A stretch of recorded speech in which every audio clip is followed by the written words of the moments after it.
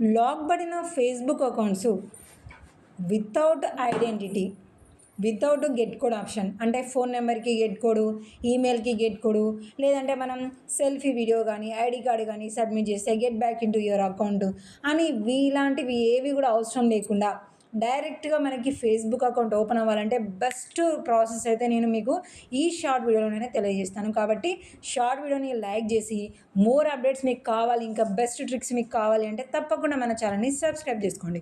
So first of all మీరైతే ఒకసారి account login అవ్వండి. లాగిన్ అయ్యి మీకు ఐడి కార్డ్ అడుగుతుందా లేదంటే సెల్ఫీ వీడియో అడుగుతుందా ఒక్కసారి అదైతే కంపల్సరీగా ట్రై చేసి చూడండి.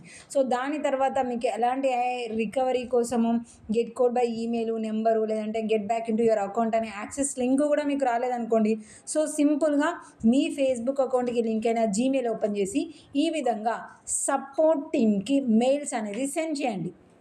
చూసారు కదా, ఇక్కడ మనము వీళ్ళకు కూడా కన్ఫర్మ్ యువర్ ఐడెంటిటీలో ఐడి కార్డ్ సబ్మిట్ చేయమని వచ్చింది. ఐడి కార్డ్ సబ్మిట్ చేసిన తర్వాత మనకి we could not confirm your identity అని మనకైతే చూపించింది. సో దాని తర్వాత మనం ఏం చేసినామంటే ఈ ఫొటోస్ అన్నీ కూడా అటాచ్ చేసేసి సపోర్ట్ టీమ్కి మనమైతే మెయిల్స్ సెండ్ చేసాము. మెయిల్స్ సెండ్ చేసిన తర్వాత మరి వీళ్ళ ఫేస్బుక్ అకౌంట్ ఓపెన్ అయిందా లేదా అని మీకు కూడా క్లారిటీగా కన్ఫర్మేషన్ కావాలి అని అంటే ఇక్కడ మనము వాళ్ళ చాటింగ్లోనే మనమైతే ఉన్నాము. చూడండి, మనము సెల్ఫీ వీడియో అయితే సబ్మిట్ చేసినాం. సబ్మిట్ చేసిన తర్వాత వీళ్ళకి డైరెక్ట్గా ఫేస్బుక్ అకౌంట్ అనేది ఓపెన్ అయిపోయింది. సో ఎలాంటి ఐడి కార్డు కానివ్వండి గెట్ కోడ్ బై ఈమెయిల్స్ లాంటివి కూడా ఏవి కూడా రాకుండా లాగిన్ అయ్యారు.